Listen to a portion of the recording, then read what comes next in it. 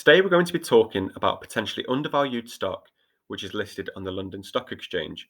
We're going to talk through the business model before discussing why the share price has dropped, and then I'm going to talk about a bit of optimism around the stock and why I think it's potentially undervalued. Now, the stock in question is called Legal & General, and what you can see in this figure is that at the start of 2023, it was trading at around £2.50 per share, whereas now it's trading around £2.30 per share. So the stock price is down by around 8 to 10% in 2023. And at this point, it'd be really easy to say, oh, that's due to recession fears around the world or the war in Ukraine. But the All World Index Fund, VWRL, is only down by around 1% in 2023. So Legal & General is underperforming compared to the stock market. Now, in terms of the business model of Legal & General, it looks quite complex on the right-hand side. But essentially what they do is they take retirement money and invest that money into key infrastructure, which provides a return on their investment, and that they can then pay back into the pension funds, but also provides a bit of profit for themselves. So, for example, they could invest in offshore wind farms, for example. And if I was going to put £100 into them, they might take that, invest it into an offshore wind farm, which produces them £150. They give me my £100 back and keep the 50 for themselves. So that's a really simplistic way of looking at it, but that's the investment management side in the green circle. But also they're involved in retail banking as well. And according to the Legal & General website, they've invested over 33 billion in Oxford, Cardiff, Manchester, Sunderland, Newcastle and Leeds. But also they're active in overseas markets such as the US and the Indo-Pacific, including China. So why has the share price dropped? Well, there's three key aspects here. You've got competition, the economy, and life insurance. Now, in terms of competition, they've got some big companies competing with them all the time, such as Aviva, and that's constantly driving down prices or reducing price increases. So that affects their profits and, of course, the share price because of that. The economy, there's a bit of a gloomy look with the economy at the moment, and that ties into life insurance because when people's budgets get squeezed, the first thing they cancel is policies like life insurance to try and free up a bit more money. But this affects Legal & General because one of their key drivers is insurance policies. So this affects their profits, which then affects the share price. However, I'm optimistic when it comes to Legal & General for these three key aspects: the aging population, the overseas expansion, and the business fundamentals, which look quite strong. So the first thing we're going to discuss is this aging population. And according to the census data in 2021, what you can see at the grey bar at the top is the people who are reporting to be over 65 years of age. And hopefully what you can see is from 2011 at the bottom going all the way to 2021, the proportion of people who are saying they're 65 years and above is slowly increasing. Now that's a proportion, so actually this is thousands or millions of people who are actually creeping up into that age bracket. And the reason that's good for Legal & General is that Legal & General are active in pension funds. So if you've got more people who are older and in the retirement age, that benefits Legal & General because they're managing their pension pots. So another way of looking at this is by looking at categories. And again, this is according to the census data. And what you can see is that there's a small kind of bubble around 50 to 59, where there's a slightly larger proportion than the people who are 25 to kind of 45, for example. Now, the reason that's important is that proportion of people who are aged between 50 and 60 is slowly going to creep into that kind of retirement age, which again benefits Legal & General. And according to the Office for National Statistics, the population of the UK is going to increase by around 7 million by 2041, so in the next 18 years. So these three factors of an aging population, population growth, and this retirement fund that Legal & General manage is all beneficial to Legal & General. They essentially want more people getting older and having these pension pots for them to manage in order to get this invest in key infrastructure to provide a return on investment. But also when you look at the global population is looking to increase to around 10 billion by 2050, where it starts to plateau. And according to the United Nations Population Division, the life expectancy is going to increase from around 72.8 years in 2019 to 77.2 years in 2050.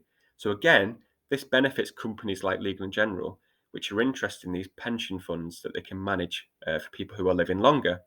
And the World Health Organization actually predicts that the number of people aged 60 and above will double by 2050 and reach 22% of the global population. So almost 1 in 4 people by 2050 will be aged 60 and over.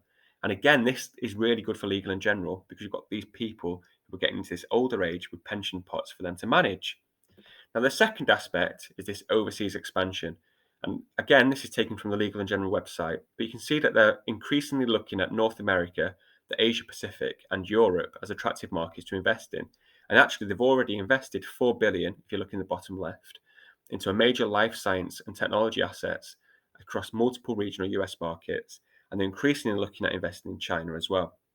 So if you go to the growth area on the Legal & General website, they list these 6 key strategies. Number one, being the priority, is this aging population which they're trying to grasp and get a hold of as customers in order to manage their money, which will essentially make Legal & General money themselves through infrastructure investments. This globalization, so investing in key and emerging markets like China and the US, and invest in the real economy. So this is things like climate change. So Legal & General are increasingly investing in offshore wind farms, for example, but also they invest in key infrastructure into cities, welfare reforms, and technology as well. So I see this as some really good growth areas for Legal & General and realistic growth areas which they can get into and really maximize their profits from.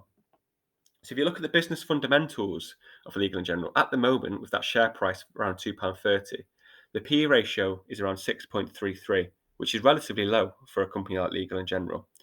And because of this as well, they've got a dividend yield of 8.19% at the moment. And at the bottom here on the figure, what you can see is this is their dividend history. And you can see that they've increased their dividend since 2012 with a slight plateau at 2020. But this is really strong because it essentially is showing that Legal & General have got this excess money which they're able to pay out to shareholders. So they're getting this increase in and strong dividend history. When we look at their income statements, what we can see here is their earnings per share, the diluted earnings per share, and their net income. And again, this is all going in the right direction. So the net income is increasing from 2019 to 2022, with a bit of a drop during the COVID pandemic of 2020. But again, this is all going in the right direction. The next thing I look at is the balance sheet. And what you can see here is that their assets exceed their total liabilities in 2020-22. So it doesn't seem like their liabilities are going to impact them too much because they've got their assets to be able to cover these liabilities. And this pulls into the cash flow. And again, you can see that the trailing 12 months and in 2022, they've got this excess cash flow, which they're able to use in the future for dividends or investing in infrastructure projects. But everything is going in the right direction.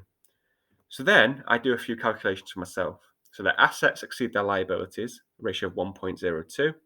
The net income increased by 11.76% year on year. So that was 2022 compared to 2021. And then this PEGI ratio, which Peter Lynch was instrumental in developing, is the PE ratio divided by some sort of income plus the dividend yield. And what I do is I do the PE ratio divided by the net income plus the dividend yield. I'm quite interested in the net income because it shows that essentially their profits are exceeding their expenses. Whereas if you look at revenue, for example, that doesn't really account for expenses which could exceed the revenue. So I always look at net income. And this PEGI ratio is around 0.8 at the moment. And anything less than 1 kind of suggests undervaluing a stock price. So all of these things tied together, you've got these growth areas which Legal & General are looking at with the aging population, these overseas markets, and all of these kind of underpinning business fundamentals all look quite optimistic. So I feel personally that Legal & General share price has just been pulled down because people are pulling their money out of the stock market due to fears about recessions across the world. So what we can see is that the stock price has decreased by about 8 to 10%, even though the global market is down by about 1%. The net income and dividend yield are up. The assets are exceeding liabilities, and they've got these realistic growth areas. So I see Legal & General as this undervalued opportunity for people to invest in 2023, and soon we'll find out if it is a good investment because I'm going to start investing some of my money into them, and I'll send an update video in around 2 to 3 months to see if that's been successful or not. Thank you very much.